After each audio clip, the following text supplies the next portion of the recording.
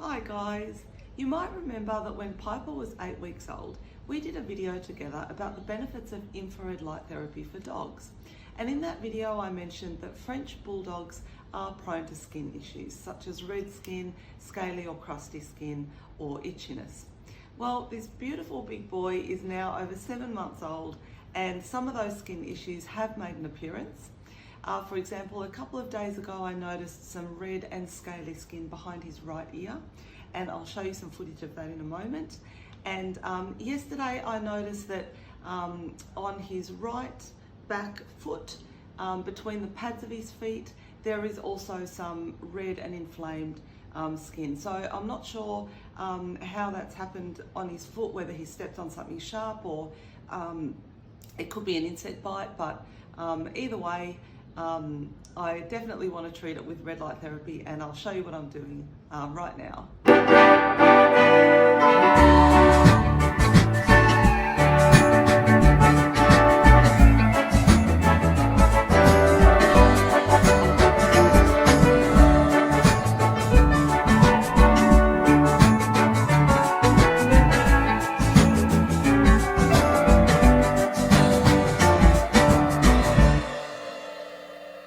So I just use this handy pulse laser that I have here at home that I use for myself.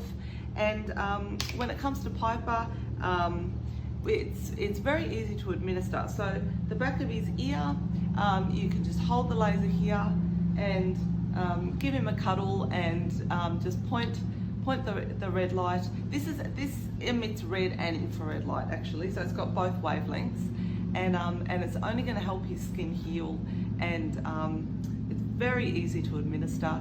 I'll probably give him maybe 2 minutes on each spot. That will be plenty, I think. And same with his foot. So his right foot is here, and you can just totally just direct it at his foot while you give him a cuddle. So you can do this to your cat, dog. Vets use infrared light therapy for animals. Racehorses have been getting infrared light therapy for many years actually to help with muscle injuries. Now, there is one interesting aspect about dogs, and that is that sometimes they don't want to sit still for too long. So another way to administer this is to catch them when they're asleep, which is by far the easiest way. Well, we've just managed to catch Piper asleep in his bed this morning. He's pretty sleepy. So when he's sleepy is the best time to administer infrared light therapy, because then they're so relaxed anyway and they won't move or squirm as you're trying to give it to them. So this works out well because Piper's the foot with the sore in it is just nicely elevated. So all we do is we'll just point this laser at his foot here, and the foot pad is being nicely irradiated. The light's going straight in there to do its magic.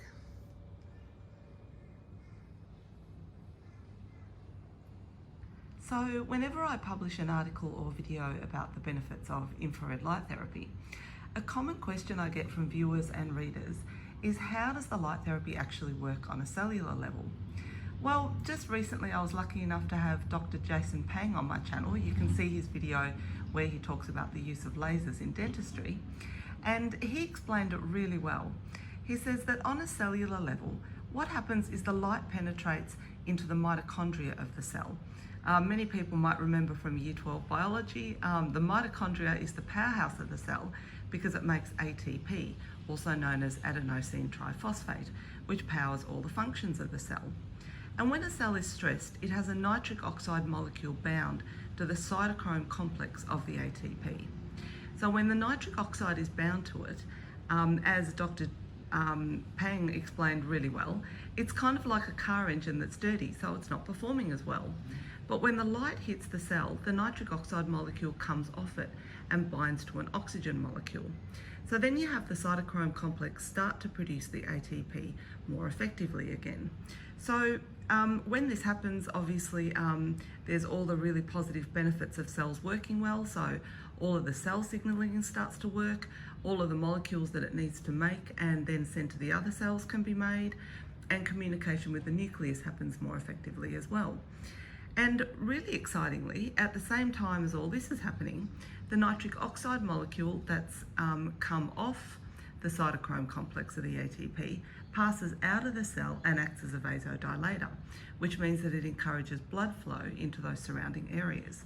So that's really how infrared light therapy can work really in two ways. Like, it's upregulating our cells and getting them to work better by knocking off that nitric oxide molecule, and it's also causing increased blood flow to areas that need to heal. So that's obviously going to help any areas of our bodies that need to heal, heal.